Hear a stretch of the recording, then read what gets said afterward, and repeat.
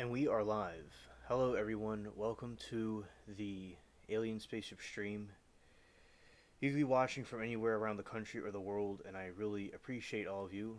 Spaceship Studios from a galaxy far, far away. And thank you all for being here. We're going to talk about some interesting things tonight, like before.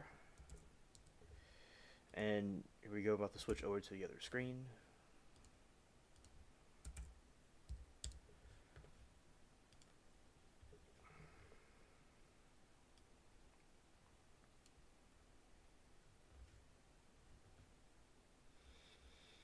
Alright, so here I go. Hello everybody, it's me, Alien Spaceship, and I hope everybody's having a good evening, or whatever time it is where you are. And what I'm going to be doing now is, let's see, Gregatron. Hello Gregatron, good to see you. Welcome. Later, but here we go, about to begin, and it doesn't seem like the game will be played this time. I'm going to talk about some of the other stuff. Let's see. Looks like, so I'm going to go here, and let's see what it does. Native to Mexico, Central America, South America, mostly frugivous mammal, is seldom seen by people who its strict nocturnal habits. However, it is hunted. The pet trade, it's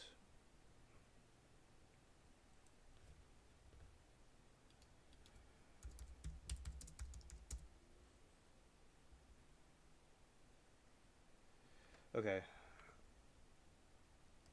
Alright, yeah, there's some buffering going on. Thank you, chat. Let's see. I start the live. Let's see.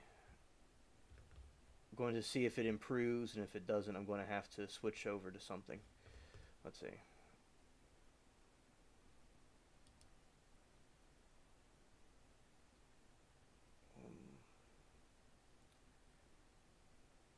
Let's see if it improves. It might improve. I'm looking at it. It might improve. I don't know.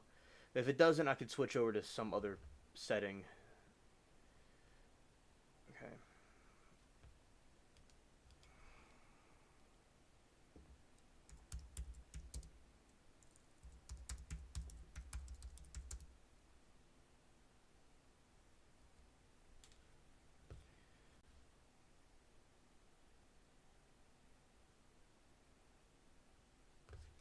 Alright.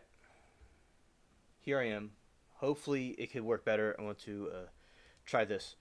So basically there is some conflict going on with the internet for some reason, but hopefully it can pick up.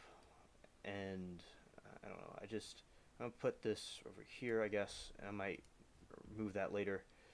But alright, so thank you for the donation, Greg. I appreciate you very much. And now going to read about, not doing the game at the moment, we're going to talk about these animals, this creature right here. All right. So the kinkajou is a tropical rainforest mammal of the family of Priconidea, related to the Olingocotus raccoons and ringtail and cacomissal, the only member of the genus Potos, and is also known as the honey bear. Unrelated to the sun bear, though the kinkajous are arboreal, they are not closely related to any of the tree-dwelling mammal groups, primates, and the mustelids. Native to Mexico, Central and South America, this mostly frugivous mammal is seldom seen by people because its strict nocturnal habits. However, it is hunted for the pet trade, its skin to make wallets and horse sandals. Wow. And its meat is used as well. The species has been included in the Ampenex 3 cities by the Honduras, which means that exports of Honduras require an export permit, and exports from the countries require a certificate of origin to re export. They may live up to 40 years in captivity. And so, this creature, it is related to the raccoons and the coatis that we talked about yesterday. It's cute and it looks like it would be related to some sort of creature like that, but it's totally different looking than a raccoon or its cousin. So the etymology, the kinkajou derives from the French quincajo, based on the Anglo-Equine name of Wolverine. I never knew that it had to do with Wolverine. Shout out to SC Wolverines. It's one of the YouTubers that I am friends with, because that's to do with Wolverine. So that's interesting that they named something after that.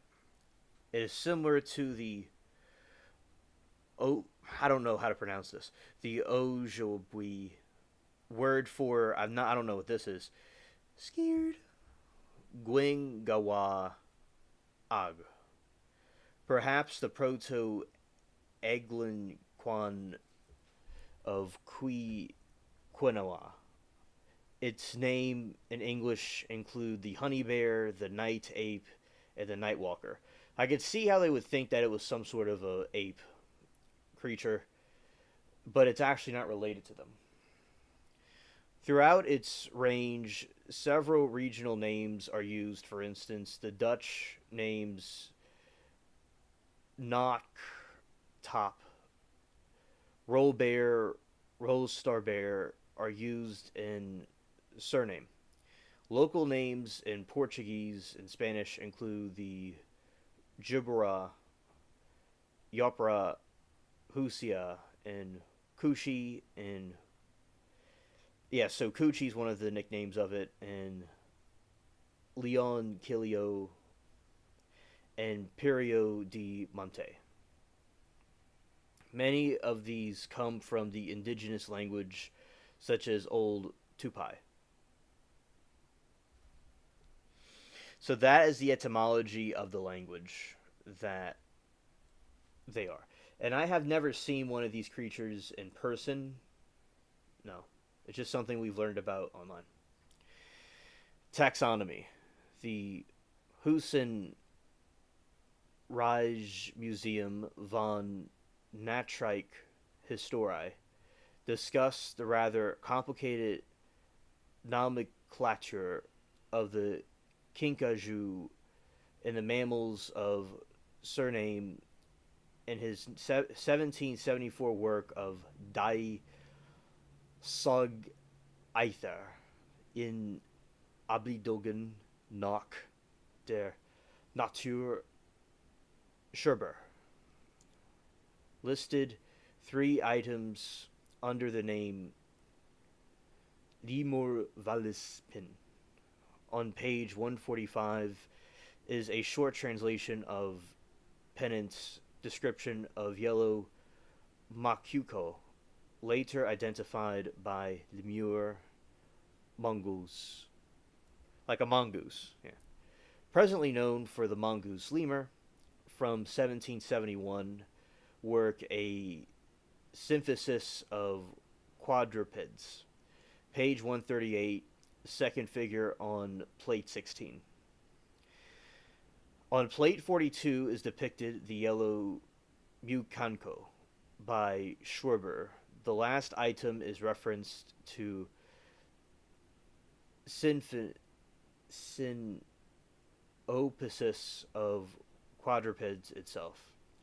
Houston noted that the last item is actually Pennant's description of an animal that is clearly kinkajou.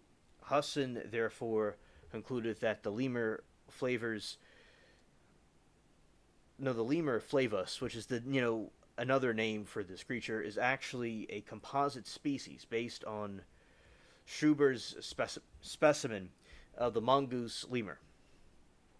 Pennant's specimen of the kinkajou and identified later as the leucotype of the species. The type locally reported, the Schubert for L. flavorus, was clearly based on Pennant's description of the kinkajou, who claimed, however, that his specimen was shown about 3 years ago in London.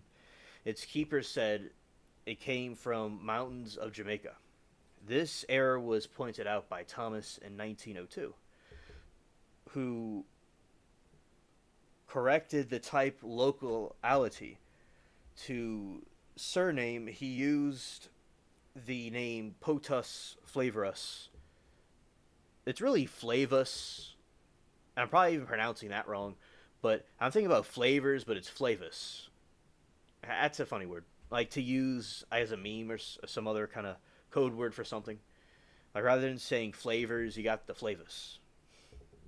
For the kinkajou, the names Potus was erected by Saint Hilaire and Cuvier in 1795 with type species Ververa, Cow de Volvia, described by Schreiber. 1778 later identified the synonym of Potus flavus. In 1977, the family Corocerio was proposed with the Caju as sole member of the classification and dismissed. Then we have, let's see if y'all could see it. Yeah, y'all could see it. So there is the range of this specific creature. It is kind of down south of Mexico through the northern part of South America. And this is a cousin of the raccoons. Subspecies has been proposed, and the Chapatas Mato Grosso in Brazil, and you got a couple of the different subspecies that exist from it. A 2016 phylogenetic study based the mitochondrial gene chitochrome B analyzed the cashew specimens from a variety of locations throughout most of their range.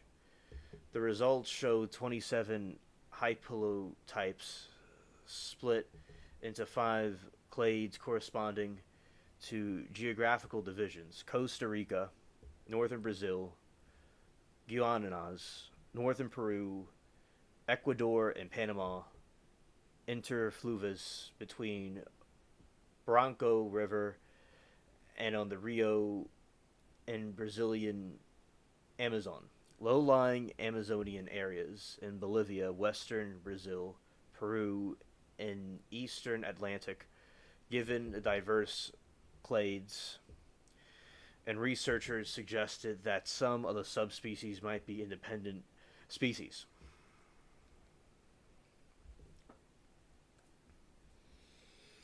The evolution. A 2007 phylogenetic study showed that the kinkajous from Basal lineage sister rest of the Prochyonidae. Okay, and I'm probably pronouncing it wrong anyway, but Prochyonidea. They diverged to 21.6 to 24, meaning 2 clades, one leading Bassaricion, Olingos, and Olingitio plus Nasuyua. The one leading Bassaricus, ringtail cat, and the Cacamusatl plus Procyon raccoons appeared subsequently. They radiated during the Miocene, 23.8 to 5.3 million years ago, and kinkajous are thought to have evolved in North America and invaded South America as part of the Great American Interchange. That followed the formation of Isthmus of Panama. The phylogenetic relationship obtained the 2007 study are given below. These were supported by similar studies in the following years.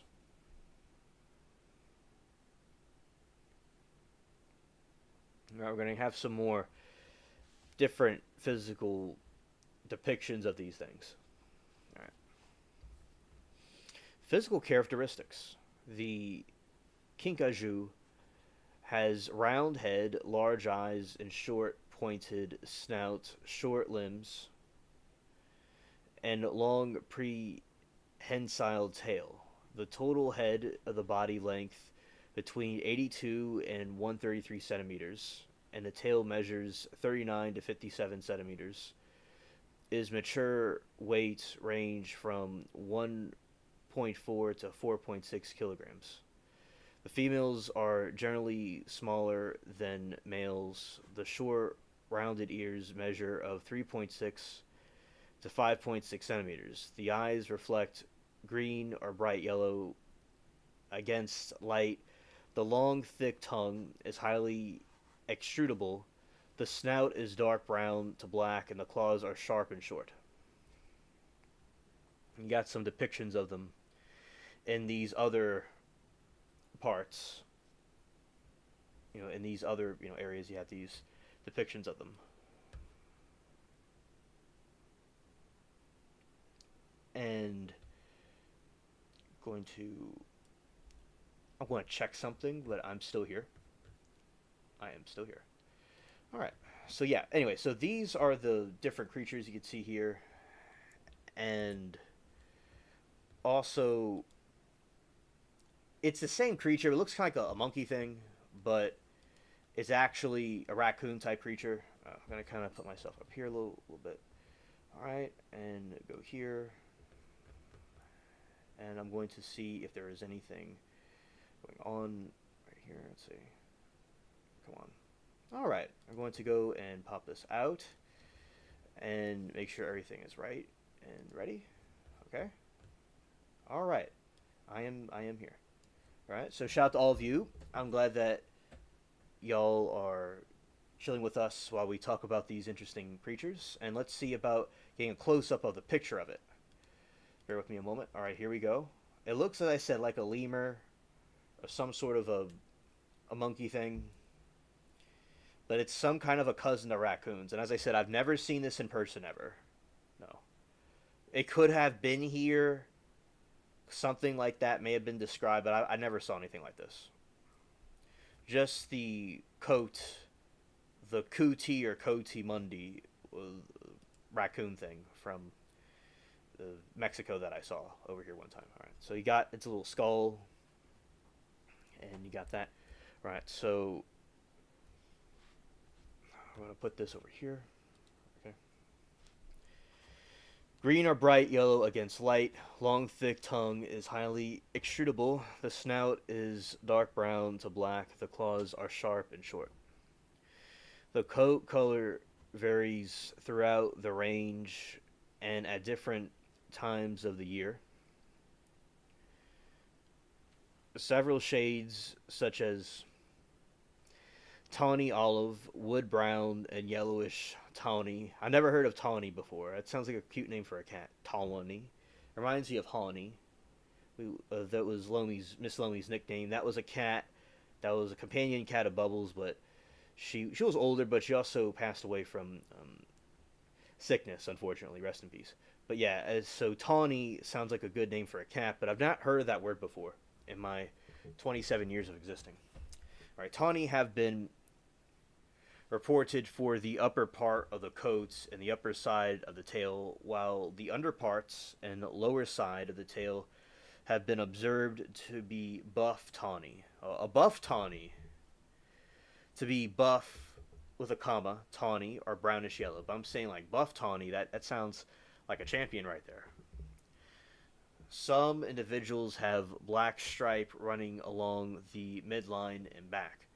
The color seems to become lighter from the south and the north. Though the seasonal trends have been observed, the fur is short, woolly, and dense. Hairs and of types of yellowish and dark with brown tips. The darker hairs reflect light poorly relative to the lighter ones, often creating an illusion of spots and dark lines on the coat. The tail is covered with thick fur up to the end. The Kinkajou is distinguished from other prochynids by its small, rounded ears, extensible tongue, and prehensile tail. Olingos are similar enough in appearance that many native cultures do not distinguish the two. Yeah, because it's like if something looks so similar, it's like you don't know the difference between the Timu version and the real version. Now, or the Sheen version, which the Sheen version is a stretch because Sheen is on a whole other plane of existence. Compared to Olingos, the Kinkajous are larger and have four shortened muzzles and lack of anal scent glands. Oh, here we go with the anal scent glands. So, the other night we are talking about the kotai, the kotai or the cootie, whatever it is. It's the other type of raccoon, and it was about the anal glands. And now this one has some anal gland facts, and that's always great to know about. Scared. All right, so have larger foreshortened muzzles and lack of anal scent glands. In addition to the previous described differences, the Bingtarugon, no, Bingtaruung, I knew that was something Asian. The Southeast Asian vervid has similar limb properties. Hello, Regina. It is great to see you. Welcome to chat. Welcome to the stream. We are discussing about a cousin of the raccoon. So I hope that you're doing well, Regina. I'm glad to see you. So we are talking about the Kinkajou, which was a cousin of the raccoon, because we're talking yesterday about a raccoon that I saw that was like a Mexican raccoon that somehow escaped the zoo after a hurricane many years ago, like 20 years ago. So yeah, we're talking about these, some wildlife stuff and a couple other things too. And there was some turbulence that happened earlier with the something with the modem, but I was able to be here and talk to you all. But I start a little bit later than I usually do, but it's all good. We're here. So, continuing. The Kinkajou is distinguished from other prochynids by its small round ears and extensive tongue and prehensile tail. Olingos are similar enough to appearance that many native cultures do not distinguish the two. Compared to the Olingos, Kinkajous are larger, have foreshortened muzzles, and lack the anal scent glands. The Bingtarung, a Southeast Asian viverrid, has similar limb proportions, and the only other carnivorian with prehensile tail. The Kinkajou resembles the neotropical monkeys, and having Southeast Asian virid has similar limb proportions and is only other carnivorian and prehensile tail. The Kinkajou resembles the neotropical monkeys and having the tail and the big forward facing face, but different dental and heavy fur on the soles of their feet. So there's different ways to distinguish, because this creature, is some kind of cousin to the raccoon, but it resembles closer to a monkey thing, then it resembles a raccoon. But that is the creature in question, and it's very cute, but it resembles the monkeys a little bit more, but it's related to the raccoon though, and it's from South Mexico and South America.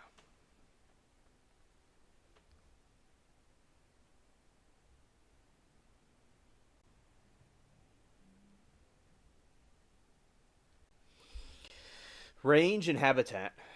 Kinkajous range from east and south of the Sierra Madre of Mexico throughout Central America and Bolivia, east of Andes and the Atlantic forest of southeastern Brazil. Their altitude range is from sea level to 2,500 meters, 8,000 feet.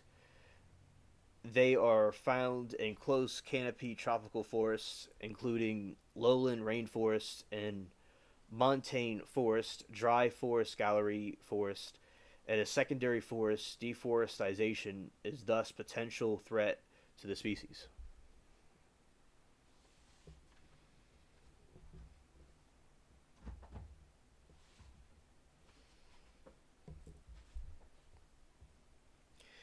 Diet. Although the kinkajou is classified in the order of Carnivoria and has sharp teeth, it's omnivorous. And we saw this yesterday with the Mexican raccoon, that it was omnivorous, that it wasn't carnivorous.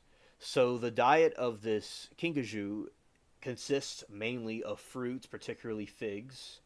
Some 90% of their diet consists of primarily ripe fruit to eat. Softer fruits, they hold it with their forepaws, then scoop out the succulent pulp with their tongue. They may play an important role in seed dispersal. Leaves, flowers, and nectar, and various herbs make up much of other 10% of their diet.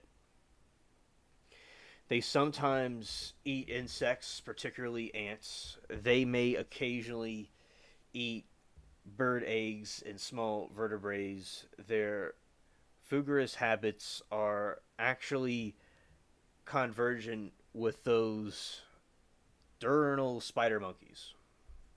Yeah, I think it resembles a spider monkey, definitely.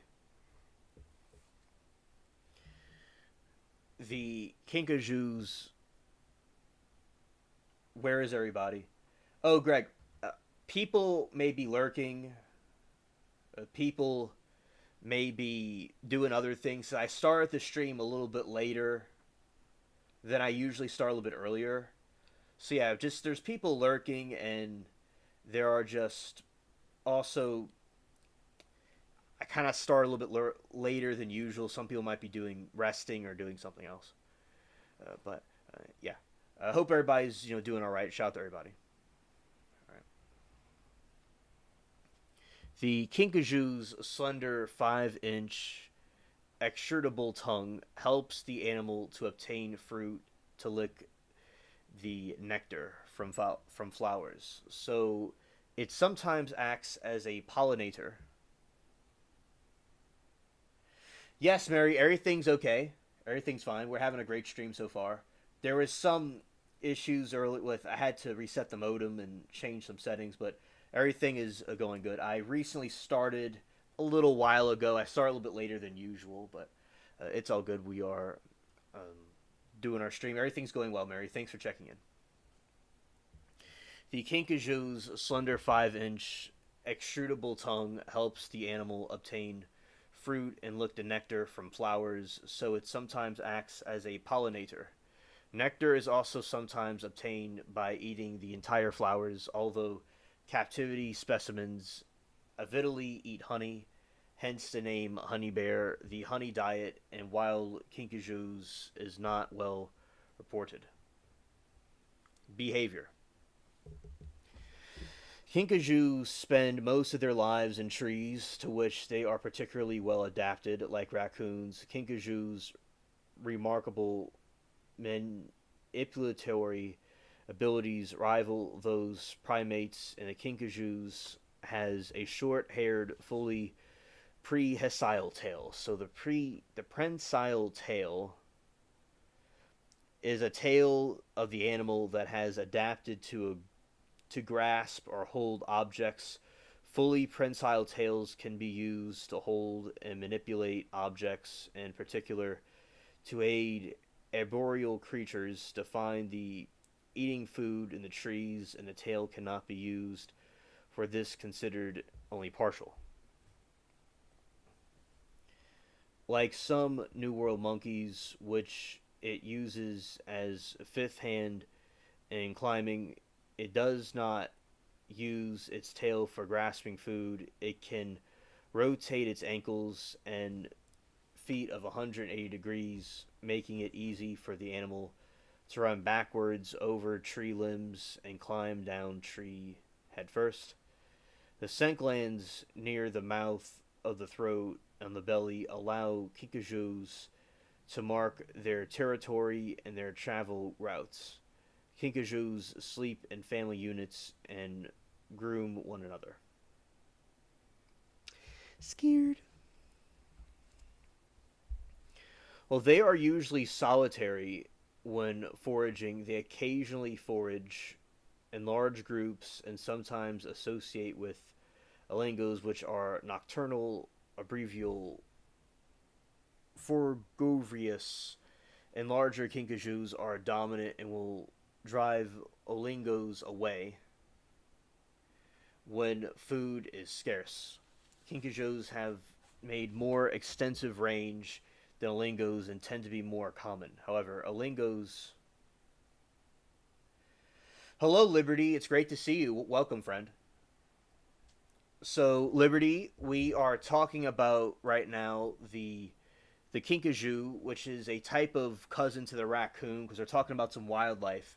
Yesterday, we were talking about the Mexican raccoon that I saw here many years ago. And, oh, thank you, Mary Toodles, for your donation.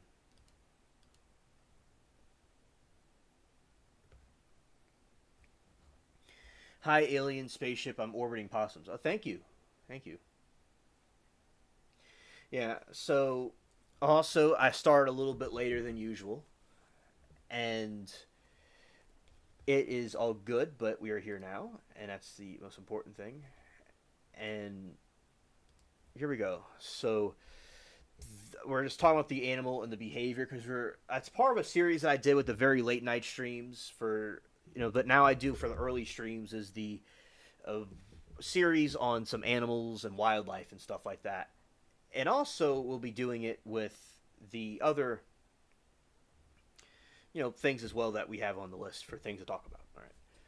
Behavior. The kinkajou spend most of their lives in trees to which they are particularly well adapted. Like raccoons, the kinkajou's remarkable manipulatory abilities rival those of primates.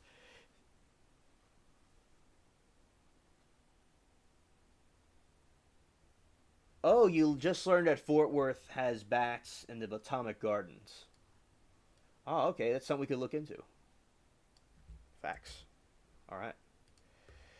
Yeah, and I'll like catch you up with everything that we were talking about. It's all good. All right. So the kinkajou spend most of their lives in trees to which they are particularly well adapted.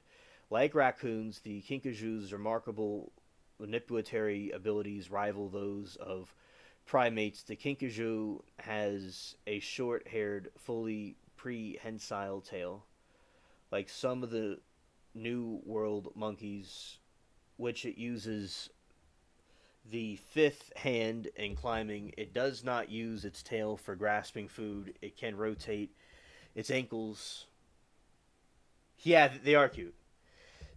It can rotate its ankles to 180 degrees, making it easy for the animal to run backwards over tree limbs and climb down trees head first.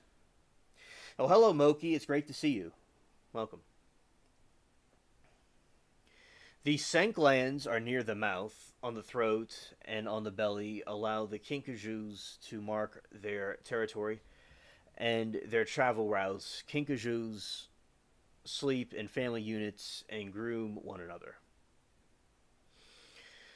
While they are usually solitary when foraging, they occasionally forage in large groups and sometimes associate with olingos, which also nocturnal arboreal frugivores. The larger kinkajous are dominant and will drive olingos away when food is scarce. The kinkajous have much more extensive range than the olingos and tend to be more common. However, olingos may have a greater agility, perhaps. Yeah, nocturnal. Yeah, definitely. They have those eyes, definitely. Yeah. The olingos may have greater agility, perhaps facing facilitating their sympatry with kinkajous. As nocturnal animal, the kinkajou's peak activity is usually between 7 p.m. and midnight, and again an hour before dawn. During daylight hours, the kinkajous sleep in tree howls or in shaded tangles of leaves and avoiding direct sunlight. Kinkajous breed throughout the year and giving birth to one of the occasionally two small babies after a gastration period of 112 to 118 days as pets. So they're also pets. The kinkajous are sometimes kept as exotic pets. They are playful, generally quite docile, and have little odor, but they can occasionally be aggressive. The kinkajous dislike a sudden movements, noise, and being awake during the day. An agitated kinkajou might emit a scream or an attack, usually clawing the victims and sometimes biting deeply. Scared.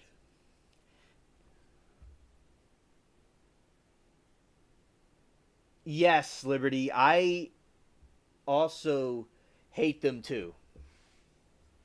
Because when I've been outside and I do need to get some mosquito spray for myself, but yeah, the mosquitoes have been biting and the fleas have been fleeing around. Yeah, definitely. It does suck, definitely. And also for the animals too. They're not really big fans of these things either. All right. And pet kinkajous United States can reported that pet kinkajous United States can be carriers of fecal oral route, a raccoon roundworm, which is capable of causing severe morbidity and even death in humans if the brain is infected. In 23, National Geographic reported that the escaped kinkajou pets were living in Florida. In El Salvador and Guatemala and Honduras, the pet kinkajous are commonly called the mycolion, meaning the lion monkey. In Peru, the pet kinkajous are frequently referred to as irun, the Spanish word for dormice, or I don't even know what that is, often described as a bear monkey. These names reflect the monkey like body, obviously carnivorian head. Alright, so dormice. This is the yawning kinkajou. Alright, so there you go. That's a yawning kinkajou. Right there. That's yawning kinkajou right there. And it looks kind of like you want to see that at some point. Oh, hello, True Crime. It's great to see you. Welcome to the stream. We're talking about wildlife. New World monkeys. It's interesting. All right. So I'm gonna look up this thing that she was talking about about Fort Worth. There's bats in this garden. Now I'm gonna show some more pictures of this creature. All right, for everybody to see. Okay, going here.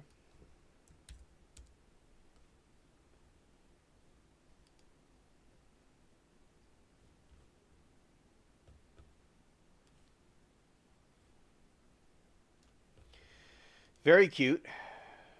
This is a human holding it. Make sure y'all could see this accurately. Yeah, y'all could see that. And yeah, it's very very cute, but it could be very fierce. All right.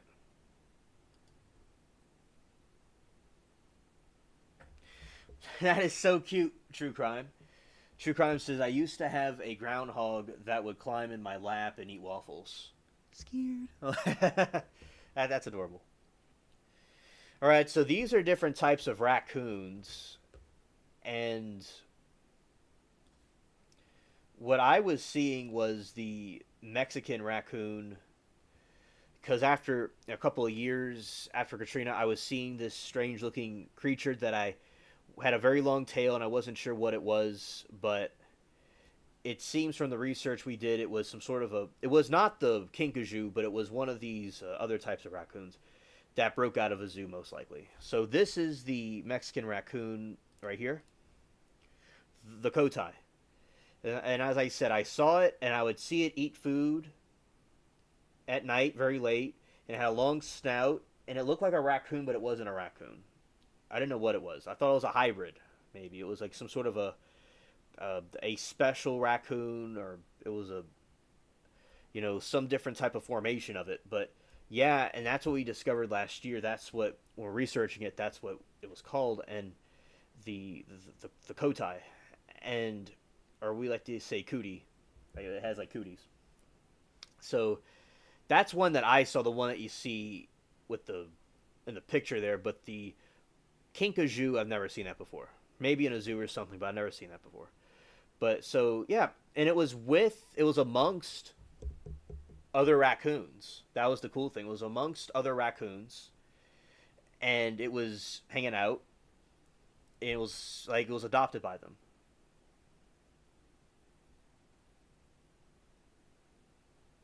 Okay. Oh, look. This is the eyes of the kinkajou. Those are some eyes right there. I'm scared.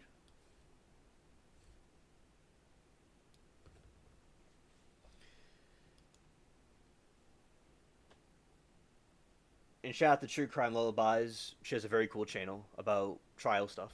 Very very good content. Amen, Liberty. I agree. God was getting very creative when he was creating all these creatures. I do agree. And it's just a beauty to see what God has made. And it's just like, people creating technology or creating movies or something like that. It's really great to see these great creations that were made. And those are the eyes. The eyes are very nice and big. Very nice big eyes. And then we got this one. That tongue, yeah. This is the raccoon. You're welcome, Shukran. Moki says, I like the shoe bill strokes and blue footed bobbies. I said boobies. Oh, yeah, absolutely. Absolutely. Yeah, so. And then we have the raccoon. This is related to the raccoon, by the way, and it's hanging up. It's hanging loose, upside down.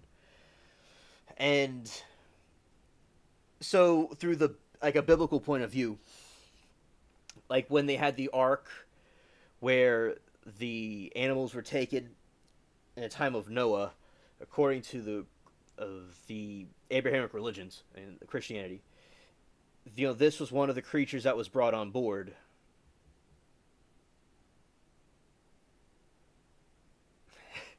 So this is one of the original creations that God made. It wasn't some hybrid thing that was made. Although all creation was tainted by the fallen one, still this was something that came on board the big ark. And the shoebill storks. Oh yeah. Oh goodness gracious, we're gonna have to go on a rant about this one. Moki, I learned about those in biology. I learned about that in biology. I love that. So, also, what happened to all those black-eyed baby stories where the nocturnal babies? Yeah. Oh, yeah. Yeah. So, what happened with that one? Yeah, Children of the Corn. Yeah. The Children of the Timu Corn. Yeah. So what happened with that one was they all started shape shifting. I'm coming up with this. They all started shape shifting, and they went into and it became like ghosts. They could appear in different places, and they completely transformed, and they just stood there and just stared with their black eyes. Yeah, so very cute. Scared. Very cute. Oh, look at that's the teeth. The teeth are very nice. All right. Ah, look at that.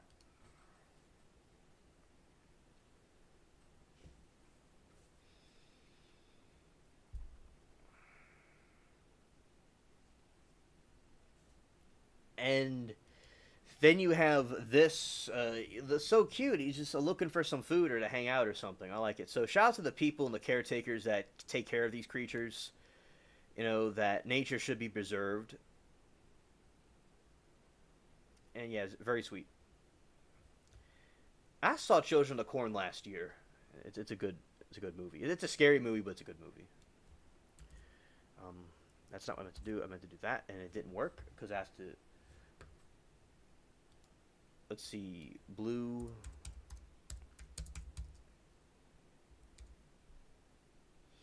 Okay, these creatures are something to rant about. So that was the kinkajou we just talked about, and we have the blue-footed booby. Oh my goodness, I was when I in biology class to learn about these things, and I really started to uh, fall in love with these type of biological creatures and stuff. And this is something that I believe that Darwin saw when he was exploring the different islands and things. So I have to look that up to fact check that. But so basically, yeah, the very exotic creatures, and you'd see like that this creation, is oh, shout out to narwhals. My cousin, my late cousin that passed away, that was his nickname. Like how I'm the alien. Yeah, Moki. Yeah, I know. So I'm alien spaceship, and his nickname was Narwhal. So yeah, so shout out to narwhals. I have a special place for narwhals. Yes, yes, very pretty. It's like someone took some light blue paint and just put a blue airbrush on it. So elegant.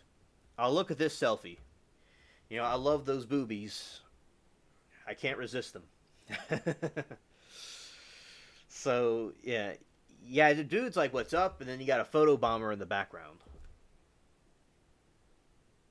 The goats and trees are bizarre. Yeah, definitely. And also, did you know that turkeys go in trees and they hide their face like this when they're sleeping?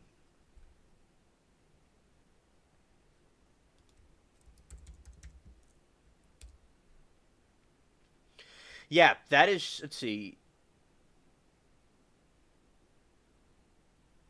Okay, the blue-footed booby is seemingly young species that has evolved in isolation in the in the Galapagos Islands. There are currently two known subspecies of blue-footed boobies, which were named taxonomically in 1882, the year Charles Darwin was deleted. The blue-footed booby was studied by Charles Darwin during the trip to the Galapagos Islands. Definitely, this bird is a wonder of the evolution of species, and the evolution of species. That's a very interesting, book that was about the theory of evolution. And I like the talking about creatures and animals and stuff, and it's interesting to learn about.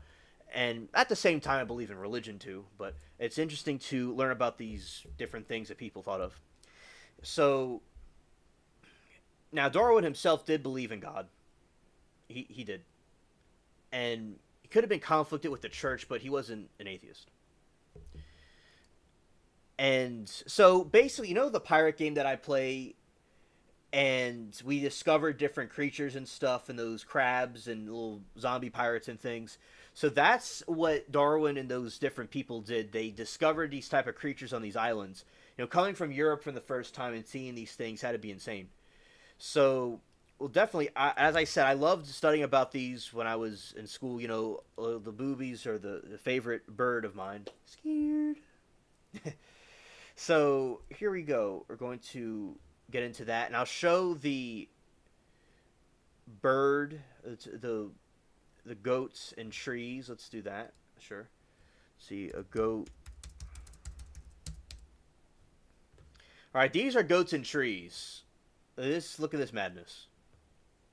Look at this madness. You got these rebellious goats from Timu and a sheen tree. What a world we live in. What a world we live in where we have these goats and these trees. A bunch of rebels right there. And they're thinking differently. And they just don't care. It's their tree.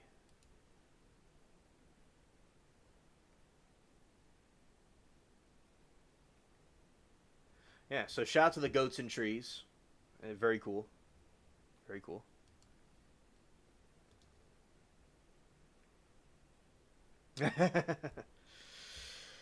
Scared. And yeah, so yeah, those are the goats and trees that are quite wild. All right. And some information on the blue-footed booby. The blue-footed booby is a marine bird native to the subtropical and tropical regions of the eastern Pacific Ocean. It is one of the species in the genus Sulia, known as boobies. It is easily recognizable by a distinctive bright blue feet, which is sexually, no pun intended,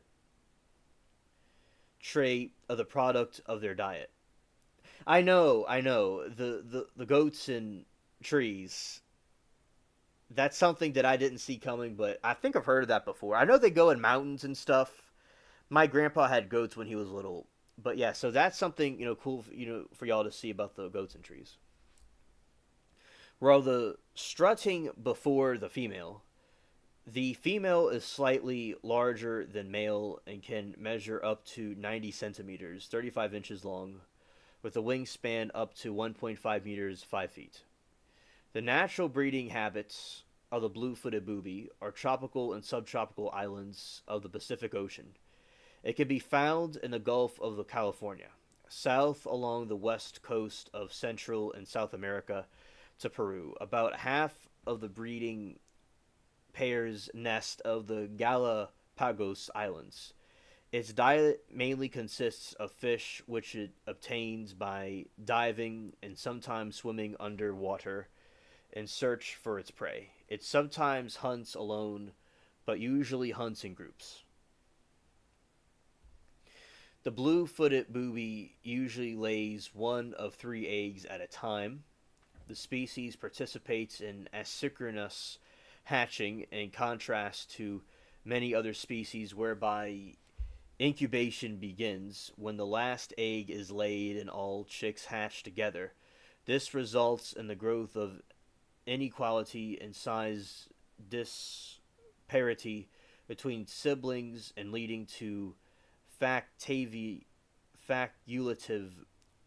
sibyllicide in times of food scarcity. This makes the blue-footed booby an important model for the studying parent-offspring conflict, the sibling rivalry. Yeah, so it lays its eggs and the chickens hatch together in incubation. So basically, when an egg goes through incubation, that's when the egg is going to be, like I know about farming. I learned a lot about farming. So when for instance, you could take a chicken egg or any kind of egg of any bird, including this one, and put it in an incubator, which is like a machine that keeps the egg warm and are at the right temperature, then they hatch. So that is something that they do with, but it goes through incubation either way with the mother. It'll go when the mother's laying on the eggs, it'll go through incubation. So it's the same type of concept in the wild as it is with farming. Like, say you're going to incubate a bunch of chicken eggs or turkey eggs or whatever, or ducks. You could have eggs to grow. Not grow. That doesn't make any sense. To have eggs, like a chicken laying eggs. So that's basically interesting with any bird. You could take an egg of a blue-footed booby and hatch a bunch of blue-footed boobies, and there'll be boobies everywhere. So yeah, a very fascinating concept about how nature does the work. And the famous question is, did the chicken come before the egg? You know, the famous question. So yeah, the blue-footed booby was described by French naturalist Alphonse Milne Edwards in 1882 under the current bionomial name of Sula nebuoxi. The specific epithet was chosen to honor the surgeon, naturalist, and explorer of Adolphe Simon Nebox, 1806 to 1844. You know, that name was more popular back in the past before World War II, and then after some things happened, the name is not used anymore. The two recognized subspecies are the Milne Edwards and the Todd.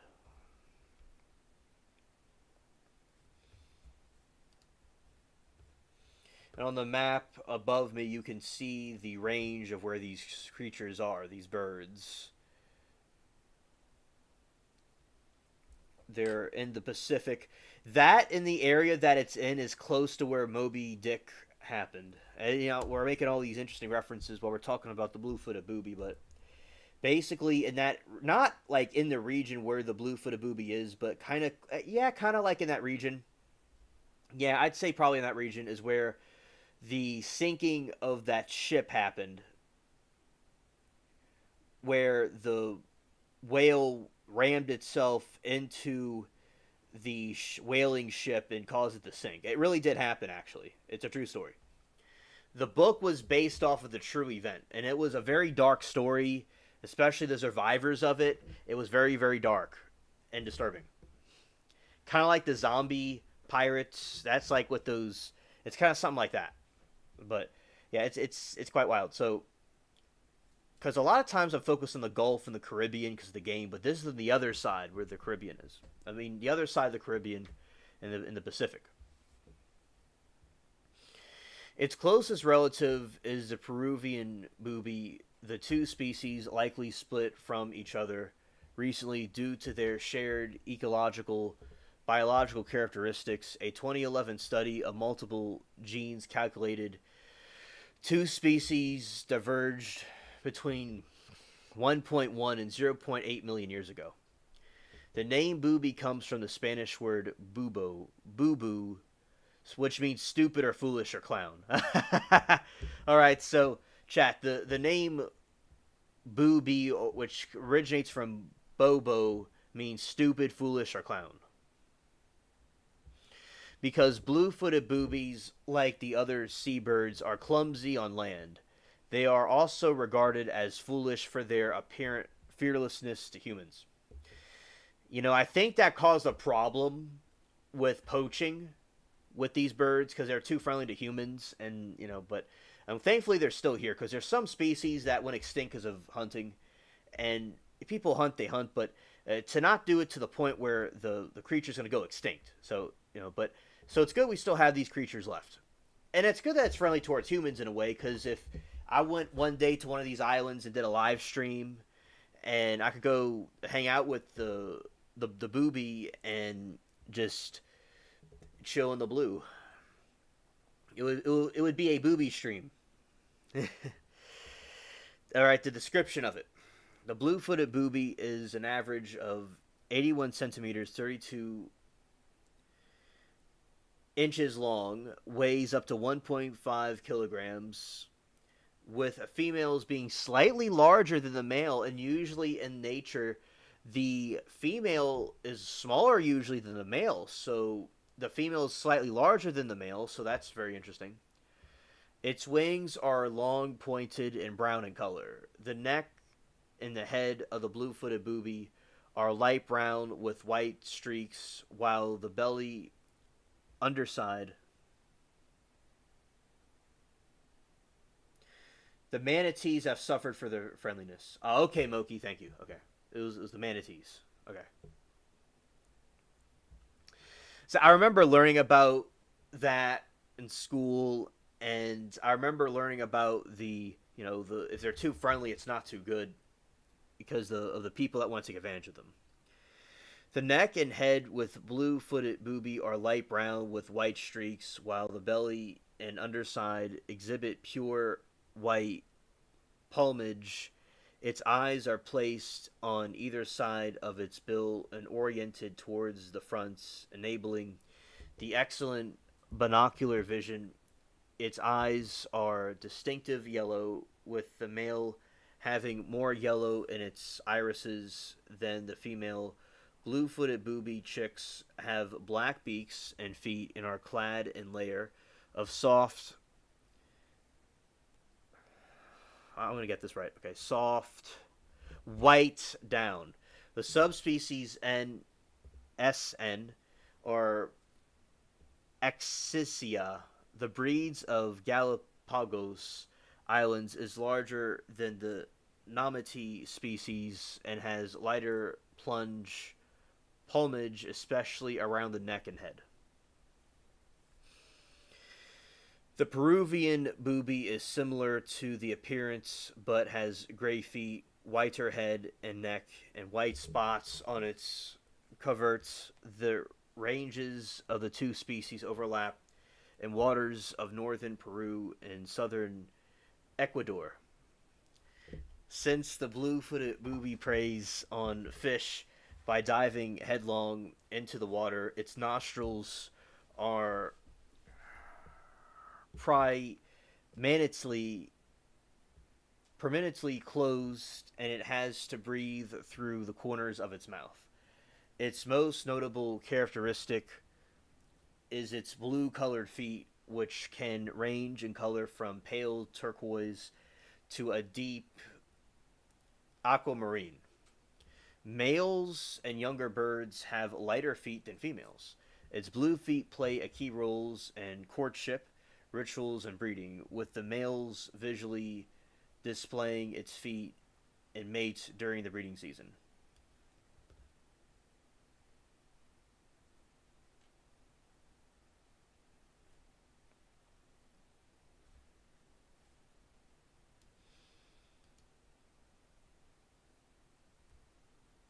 All right, looking at some pictures. All right, so you have our blue friend right here. I'm gonna look closer. Look closer. All right, look at our friend right here. It's a cool bird. All right, gonna zoom in even closer. Look at those eyes. Scared. And then you have the blue feet. It has and up here and around that way.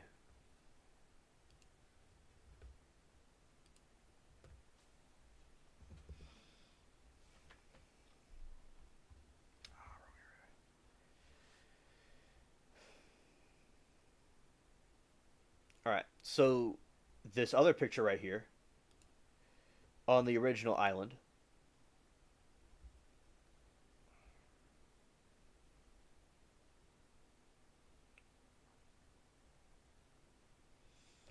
So y'all could see that. Yeah, y'all could see him. He's just chilling on his thing right there.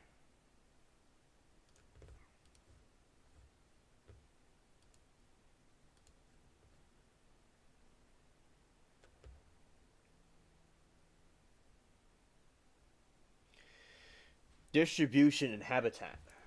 The blue-footed booby is distributed among the continental coasts of the eastern Pacific Ocean from California to the Galapagos Islands, south into Peru. It is strictly a marine bird. Its only need for land is to breed and rear young, which it does along the rocky coast of the eastern Pacific. A booby may use and defend two or three nesting sites, which consist of bare black lava and small divots in the ground until they develop a preference for one of the weeks before the eggs are laid. These nests are created as parts of a large colonies. While nesting, the female turns to face the sun throughout the day, so the nest surrounded by excrement. Neck and head of the blue-footed booby, shown in distinct coloring in the beak. All right. Yeah, the dude's chilling with his beak. Can you? They can see that. Yeah. All right. And it's going to develop. I'll watch this load. Scared.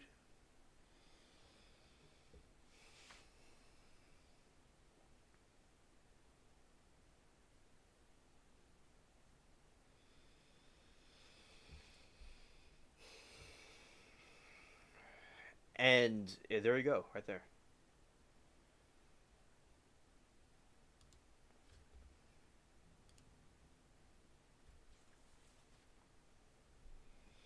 And this is one of the eggs. I'm sure their eggs taste very interesting. It's very big too.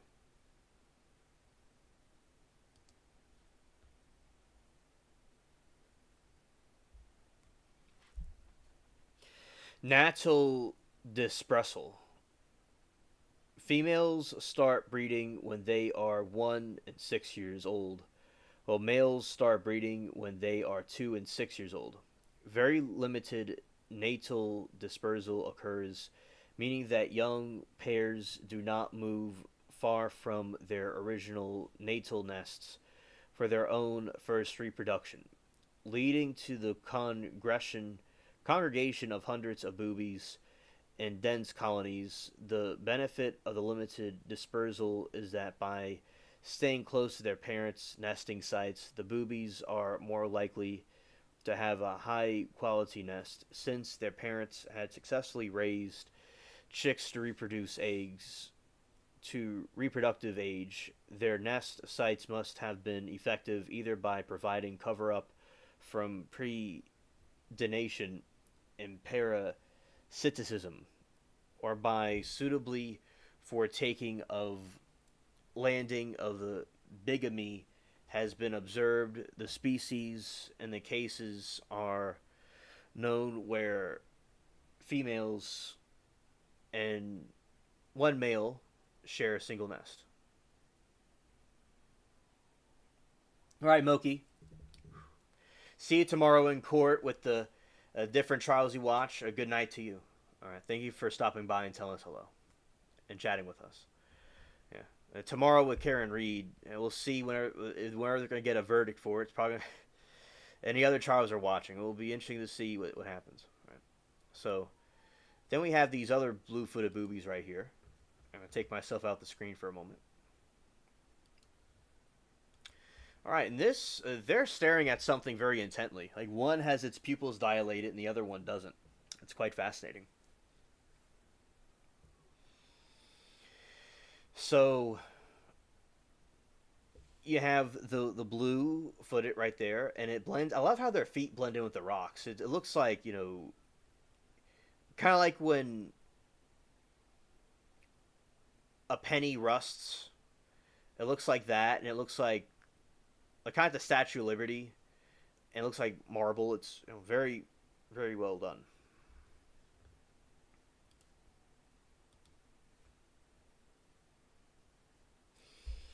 Natal dispersal.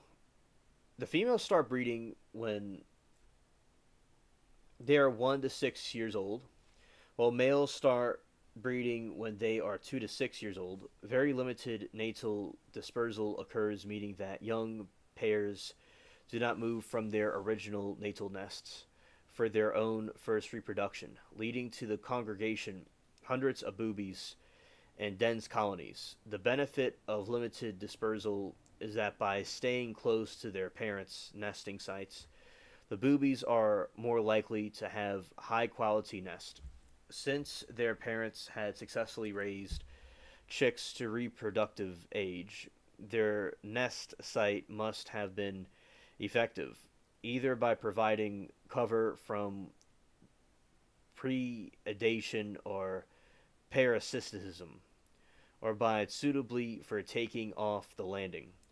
Bigamy has observed in the species, and cases are known where two females and one male all share a single nest. Very interesting. Some more pictures right here. Got a couple of them chilling.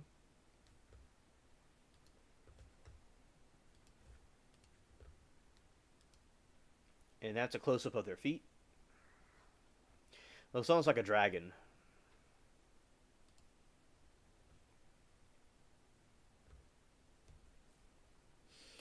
Foot pigmentation.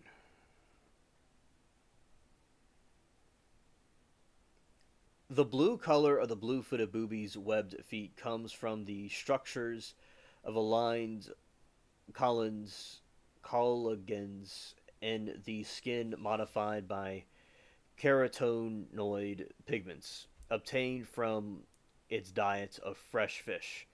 The collagens are arranged in a manner that makes the skin appear blue. The underlying color is a flat purplish blue. The color is modified by carotenoids to aquamarine. In healthy birds, carotenoids also act as antioxidants, antioxidants, and the simulants of the blue-footed boobies' immune function, suggesting that the carotenoid pigmentation is an indicator of an individual's immunological state. Blue feet also indicate that the current health condition of a boobies that were experimentally food deprived from 48 hours experience a decrease in foot brightness due to the reduction of the amount of lipids and lipoproteins that are used to absorb and transport carotenoids. Thus, the feet are rapid, honest, and indicators of the booby's current level of nourishment. As blue feet are signals that reliably indicate that the immunological health and condition of a booby correlation is favored through sexual selection.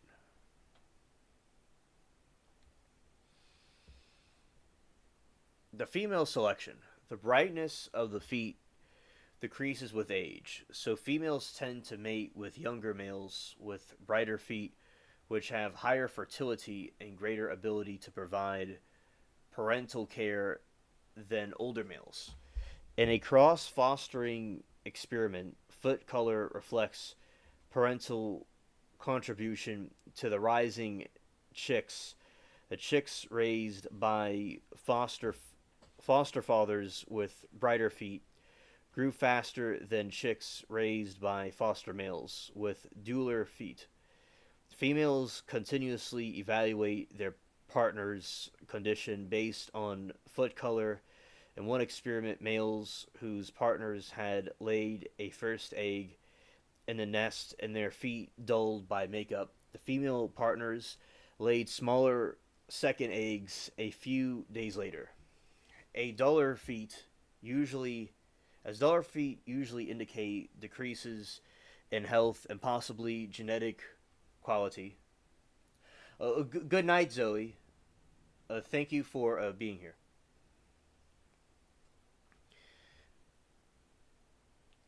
Females continuously evaluate their partner's condition based on foot color and experiment males whose partners had laid their eggs first in the nest and their feet dulled by makeup. The female partners laid smaller second eggs a few days later, as duller feet usually indicate decrease in health and possibly genetic quality. It is adaptive for these females to decrease their investment in the second egg. The smaller second eggs contained less yolk and concentration, which could influence embryo and development, hatching success, and subsequent chick growth and survival. In addition, They contained less yolk and androgens, as androgen plays an important role in chick survival. Experiment suggested that female blue-footed boobies use the attractiveness perceived genetic quality of their mates to determine how how much resources they should allocate to their eggs. This supports the difference allocation theory, which predicts that parents care more for their offspring when paired with attractive mates. Male selection. Males also assess their partner's reproductive values and adjust their investment in the broad according to their partner's condition. Females that lay larger and brighter eggs are in bitter condition and have greater reproductive values. Therefore, males tend to display a higher alertiveness and parental care to larger eggs, since those eggs were produced by females with apparent good genetic quality. Smaller, duller eggs garnered less parental care. Female foot color is also observed as an indication of perceived female condition. In one experiment, in the color of eggs was muted by the researchers. Males were willing to exercise a similar care of both larger eggs and smaller eggs if their mate had bright colored feet, whereas males paired with footed females only incubated larger eggs. Researchers also found that males did not increase their care when females exhibited both bright feet and high quality offspring.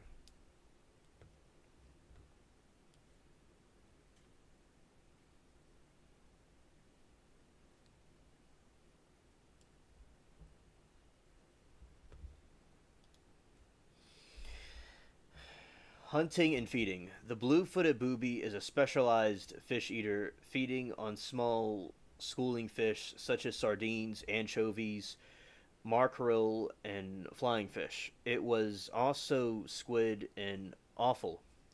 The blue-footed booby hunts by diving into the ocean after prey, sometimes from great height, and can also swim underwater in pursuit of its prey. It can hunt singly, in pairs, or in larger flocks. Boobies travel in parties of about 12 to areas of water with large schools of small fish. When the lead bird sees a fish shoal in the water, it signals to the rest of the group. They all dive in unison, pointing their bodies down like arrows.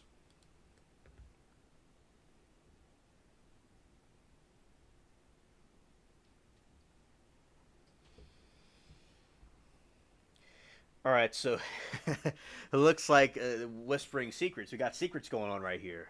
Scared. We got some booby secrets. All right.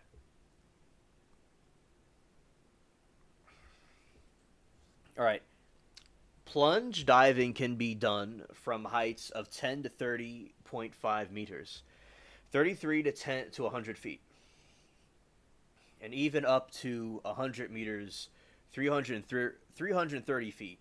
These birds hit the water around 97 kilometers per hour, 27 miles per second, and can go to depths of 25 meters to 80 feet below the water surface.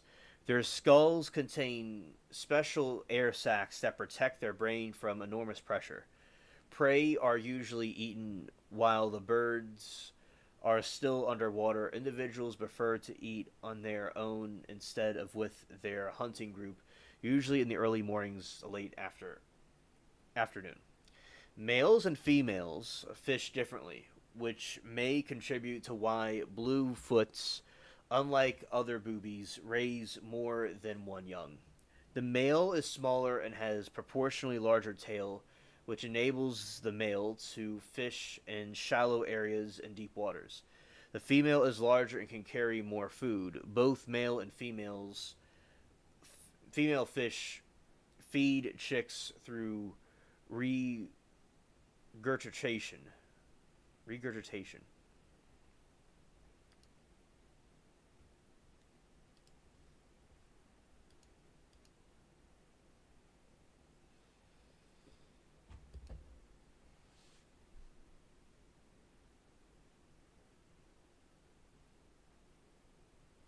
Scared?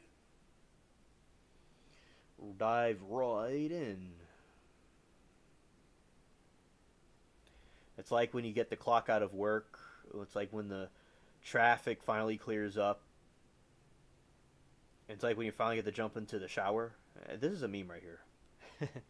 This is a meme.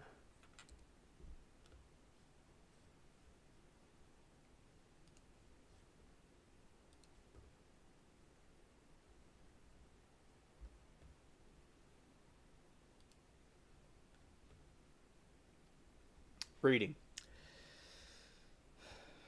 The blue-footed booby is monogamous, although it has the potential to bigamous. It is opportunistic breeder with the breeding cycle occurring every 8 to 9 months. The courtship of the blue-footed booby consists of male flaunting his blue feet and dancing to impress the female.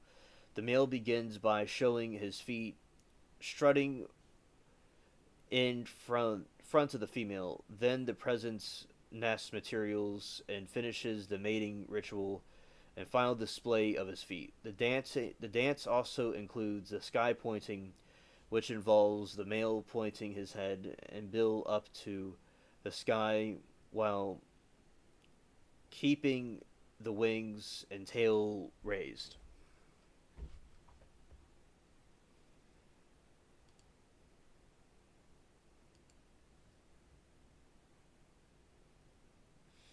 Ah, look, he's like, it's like, what do you want? The bird just doesn't really know. I love the personalities. Oh, they could like do 360 with those wings. They could put them all the way upside down. That's very fascinating.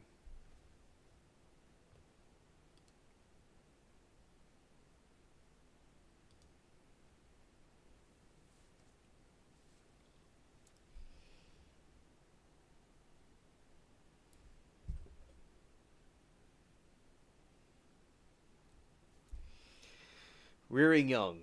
The blue-footed booby is one of the only two species of booby that raises more than one chick in the breeding cycle. The female blue-footed booby lays 2 or 3 eggs about 4 to 5 days apart. Both male and female take turns incubating the egg while non-sitting birds keeps watch. Since the blue-footed booby does not have a brooding patch, it uses its feet to keep the eggs warm. Incubation period is 41 to 45 days. Usually one or two chicks. Oh, hello Bina. It's great to see you. Welcome to chat. We're talking about nature and wildlife, and we're talking about the blue-footed booby. It's a type of bird. I hope that you're doing well, Bina. Thank you for being here. The incubation period is 41 to 45 days. Usually one of the two chicks are hatched from the 2 or 3 eggs originally laid. The male and female share parental responsibilities. The male provides food for the young in the first part of their lives because of the specialized diving. The female takes over when the demand is higher. The chicks feed off the regulated fish in the adult's mouth.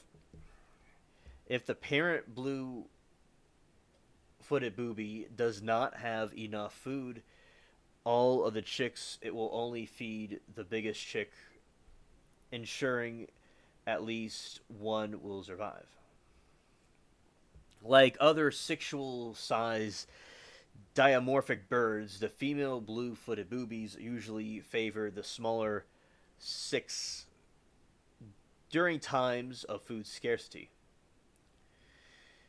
Booby chicks do not show clear difference differences in size based on the sex, but females do grow faster than males, which means they require greater parental investment. Blue-footed boobies display behavior that is described in the flexible investment hypothesis, which states that a female adjusts the allocation of resources to maximize her lifetime reproductive success.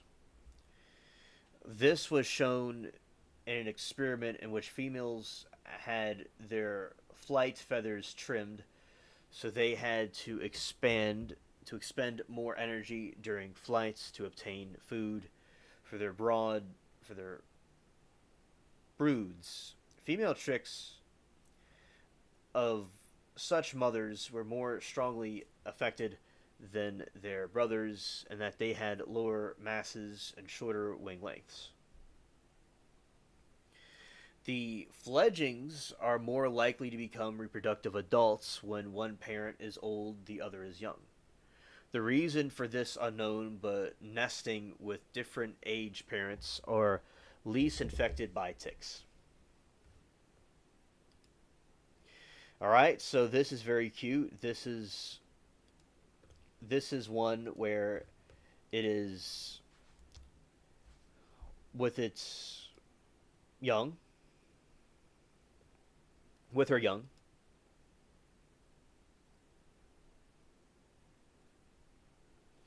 And as I said, they remind me of dragons, but they are, well, birds or dinosaurs are connected somehow. So there you go. But you have them right here, and that's the egg, and that's the little chick right there.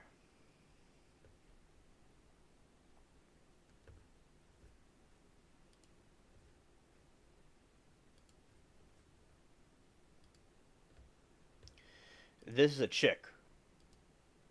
Very cute. It has a nice hair, and it's all just like a snowman. It's like the Sheen Timu snowman right there. Yeah, just wearing a fur coat, just chilling. I like that. Okay.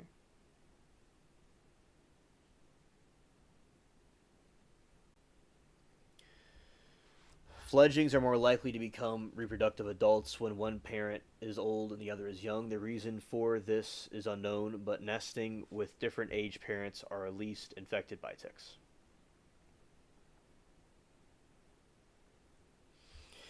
Broad hierarchy due to. Oh, no, this is not in Louisiana. This is in the Pacific. I'll show you right where they are.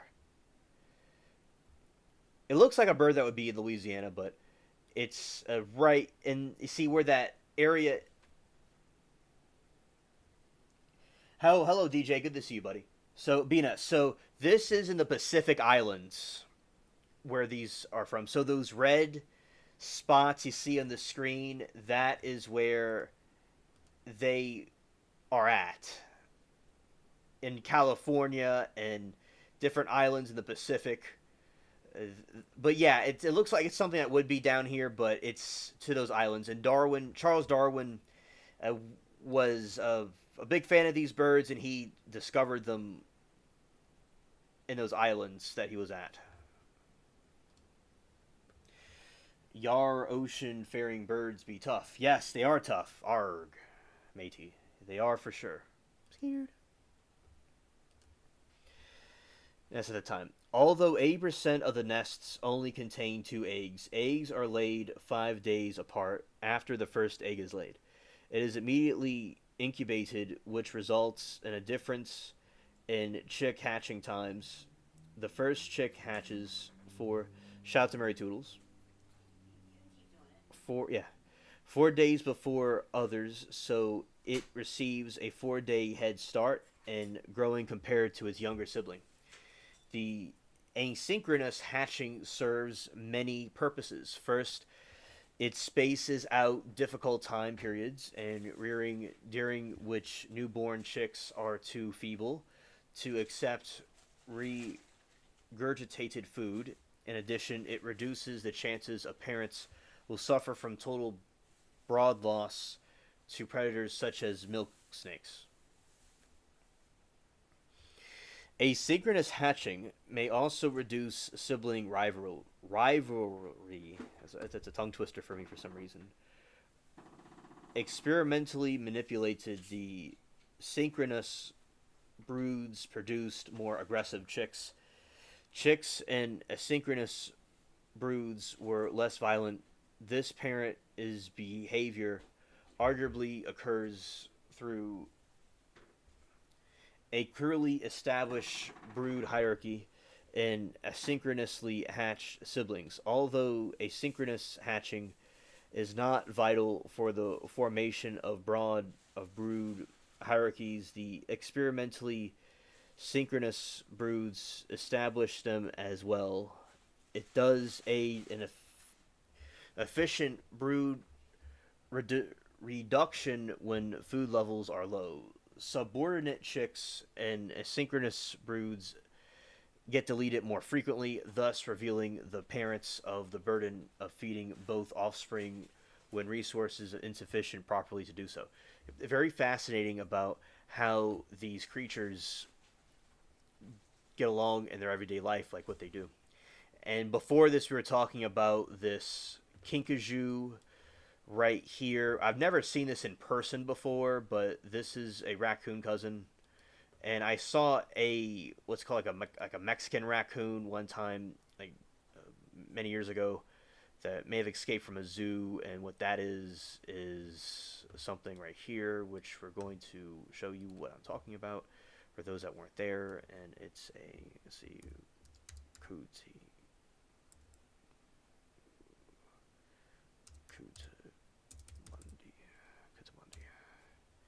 I saw some raccoon like this before, and in the, in this state, in the city, and I was just like, it had a long snout and a long tail, and I didn't know what in the world it was. I thought it was a hybrid raccoon or something, but it was amongst the other raccoons, so that's what it was. We kind of figured out what it was last year with some of the YouTube friends, because yeah, it had like features of a raccoon, but it wasn't a raccoon. It just this is what it looked closer like. Its face looked like that. And yeah, it's like it was, but it wasn't. It was very fascinating. All right, so that's what we talked about earlier. So the blue-footed booby chicks practice facultative sibyllicide, opting to cause the deletion of a sibling based on environmental conditions. Yes, they are, Bina. Absolutely. The A chick, which hatches first, will delete the younger B chick if a food shortage exists. The initial size disparity between a chick and a B chick is retained for at least the first 2 months of life. During the lean times, a chick may attack the B chick by pecking at its younger sibling vigorously. Scared. Or it may simply drag its younger sibling by the neck out and oust it from the nest. Experiments in which the necks of chicks were tapped in the food ingestion shows that the sibling aggression increased sharply, and the weight of A chicks dropped below 20 to 25% of the potential. A steep increase in pecking occurred between the threshold indication of subsicide is part of the triggered by dominant chick's weight and not simply by the size difference between the siblings. Younger broods, those less than 6 weeks old, hard had 3 times the rate of pecking than older broods. This is perhaps due to the relative inability of young B chicks to defend themselves against A chick attacks. The elder sibling also may harm the younger one by controlling the access to food derived from the parents. A chick always receives food before B chicks, although the subordinate chicks beg just as much as their dominant siblings. The older chicks are able to divert parents' attention to themselves as their large size core is suspicious I don't know what this word is. Conspicuous. Conspicuousness? I don't know. What? Conspicuousness? I don't. Conspicuousness. I Yeah. don't. I I don't. don't see the word. No. I. That's the word, but I just didn't know how to pronounce it. Severe as more effective stimuli.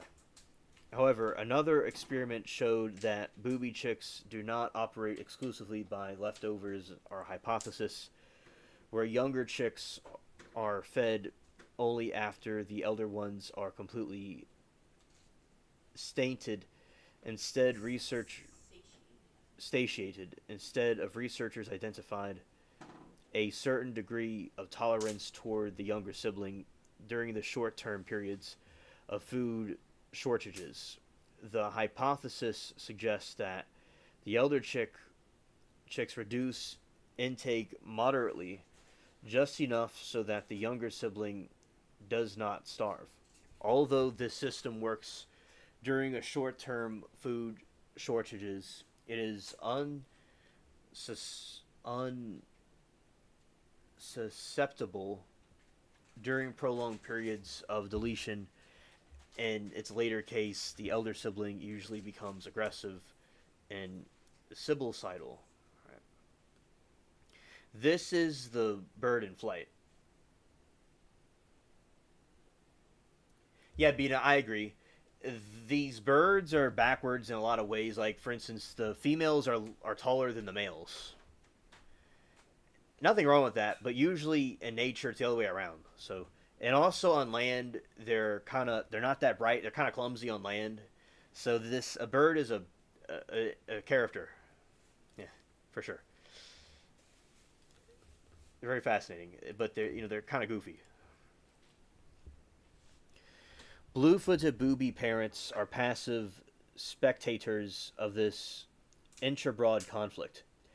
They do not intervene in their offspring's struggles even at the point of sibylcide, which is goofy.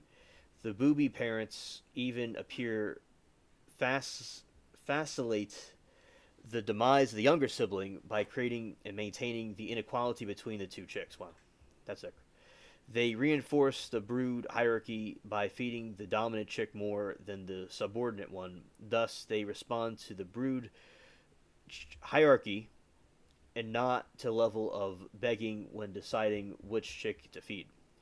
As both chicks beg in equal amounts, the level of passivity towards the very possible deletion of their younger offspring may be indication that the brood reduction is advantageous for the parents. The insurance of the egg hypothesis views that the second egg results as a chick as insurance for the parent's case if the first egg does not hatch or if the food levels are higher than expected. Scared. However, the booby parents may not be as indifferent as they seem. Their parental behavior described above may be masking parental offspring conflict. Blue footed booby parents make steep sided nests that severe or deter the early ejection of the younger chick by the older sibling.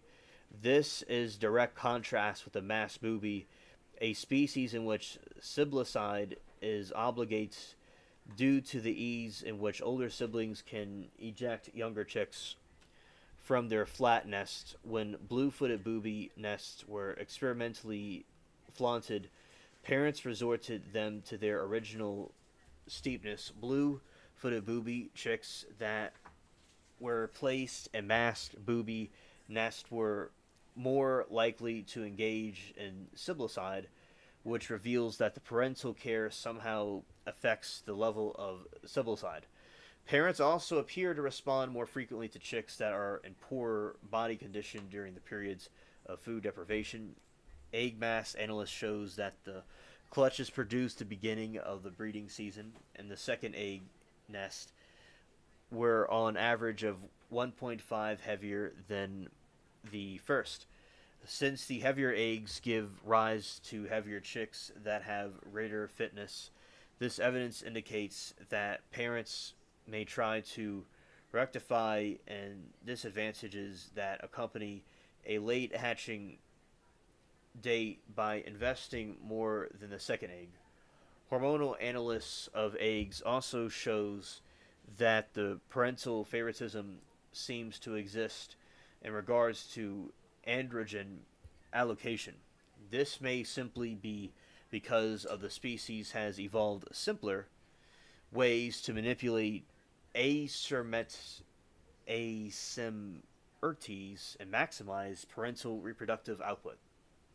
What may at first appear to be parental cooperation with the elder chick may in fact mask genetic parent offspring and conflict. Long term effective hierarchies. A dominant subordinate relationship always exists between chicks in a brood, although A dominant chicks grow faster, survive past infancy more often than subordinate B chicks. No difference in reproductive since it is seen between the two types of siblings during the adulthood in one of the longitude studies. No long term effects of the dominance hierarchies were apparent. In fact, subordinate chicks were often observed producing nests of their own before their dominant siblings. This is about their communication. Blue-footed boobies make Rachios a polysybal. I'm new to some of these words. Polyslybic grunts or shouts, thin whistling noises, and males of the species have been known to throw up their heads and whistle at a passing. Flying female, these ritual displays are also a form of communication. Mates can recognize each other by their calls, although calls differed between sexes.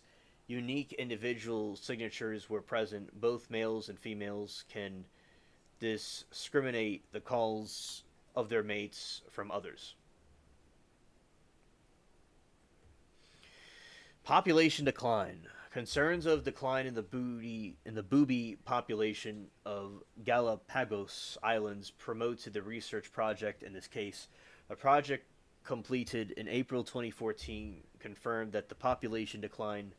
The blue-footed booby population appears to be having trouble breeding. Thus, is slowly declining. The decline is feared to be long-term, but annual data collection is needed for a firm conclusion that is not normal fluctuation. Food problems may be the cause of observed failure of the birds to even try to breed. This is related to decline of in sardines. An important part of the boobies' diet, earlier work in Espanola rather, Island. Successful breeding in blue-footed boobies that have access to sardines, in which case their diet consists essentially of wholly of sardines. However, sardines have been largely absent from the Espanola area since 1997. It has been shown as the Nazaka boobies. That sounds kind of funny. It's sad that a lot of bird species are going extinct. It's absolutely devastating, because I think that especially like there were different species that like we're talking before about the manatees that went had a problem because of their kindness. This bird is very kind to humans, so it's possible it might be easier for people to hunt it. So I do think it's very bad for the bird populations to decline, and this bird is a very special ancient bird. And all birds are special, but this bird also, for this decline also, in addition to the other birds, is very devastating. So yeah, I don't like seeing the bird populations decline. And another thing that we were talking about on Sunday was that the horse populations are declining too. So I think it's good for you to know about horses and that the populations can increase. Because yeah, I do agree it's devastating that the populations do decline, and there are it's called poaching with some animals, which you kill the whole population. There's some populations of animals that don't exist anymore because of that. But so hopefully that the populations can increase and this can be reversed. So Nazca boobies there, which also prefer sardines but can breed using other prey. In 2012 to 2013, roughly only half of the prey items of boobies' diet were sardines. No evidence seen of other possibilities causes the decline, such as effects of humans, introduced predators, or disease. I'm scared.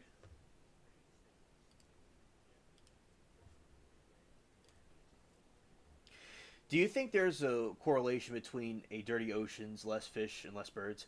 You see, Bina, I think that like the circle of life, the circle of that makes sense because with the oceans having problems, you see the birds feed off of the fish in there. So if the birds are having a problem or the fish are declining or sick or something, it could affect their food.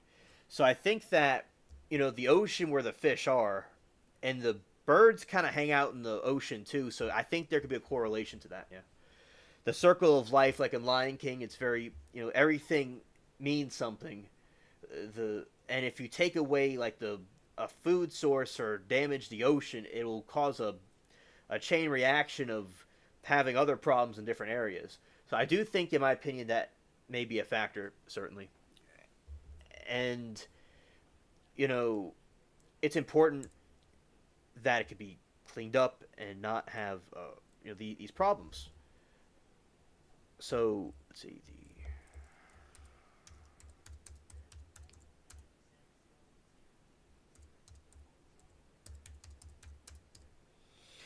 Thank you, Mary Toodles. Yes, sardines. I vote for a late night chat soon. Oh, yeah, that's very nice. Yeah, and maybe we will. It says the population has dropped from 200,000 to the 1960s, only about 6,400 today. Let's see.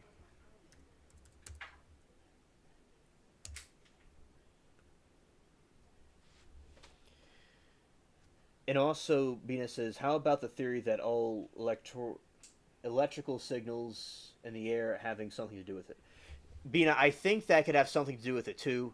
And another thing to consider is that there are a lot of lines in the ocean. There's lines and cables in the ocean of different, to connect the internet and stuff together. But yeah, I do think that the electrical signals, like say there's different towers and stuff that are producing signals and radio signals, I think that could be a factor too. And I do think birds are connected to the magnetic field, and also that could cause them to have a problem as well.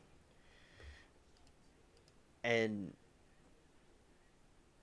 yeah, it says the blue-footed boobies are threatened by pollution and overfishing.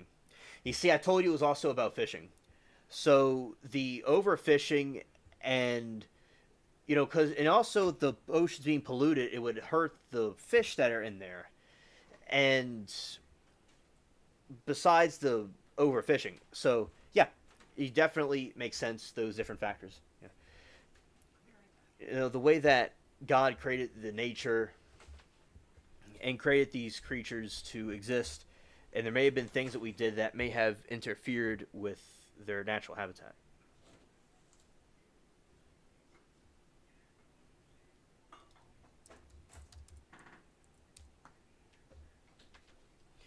Venus said that I was thinking about that alien with them being organic, being the different frequencies might affect them. Yeah, and yeah, because exactly, because I like to study a lot about technology, and there's certain instances where the birds can all fall out the sky if the magnetic field was off. So the birds are like programmed like a computer to be synchronized with it, kind of like a Wi-Fi signal.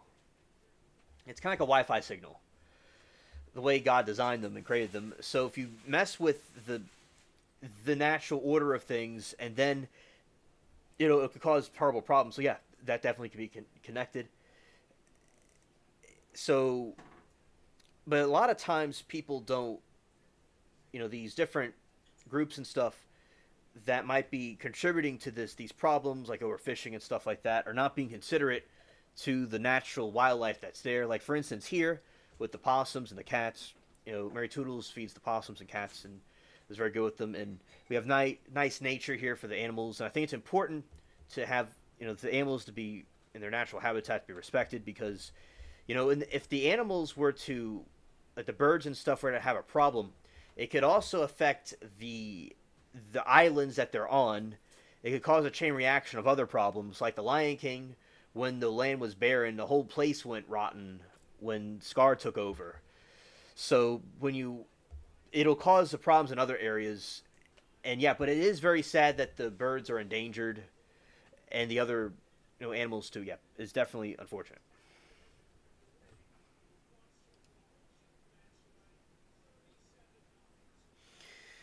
And also another problem is a decline in culpid fish and sardines, and which was a staple for their diet. And then also they could have their own breeding problems. But yeah, so some of their fish has been disappearing.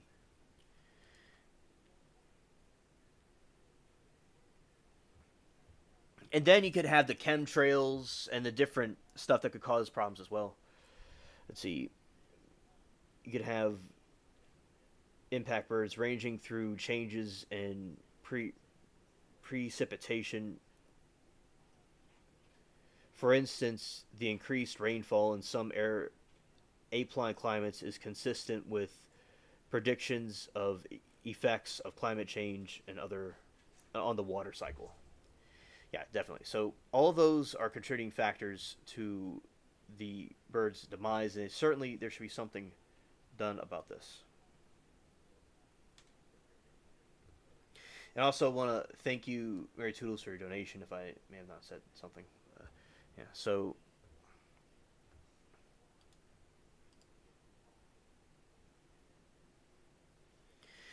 hopefully they can help those birds in their habitats with giving them more natural resources and protecting the fish and wildlife there.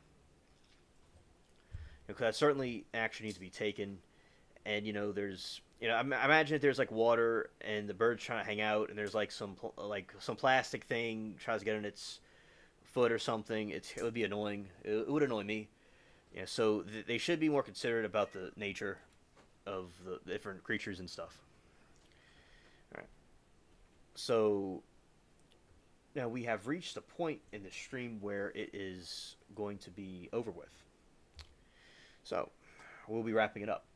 So yeah, so that was, and I started a bit later than I usually do, but it was still a great stream, and we had a cool crowd, cool people, and got some views and likes and stuff. Thanks for hitting the like button, everybody. I appreciate it.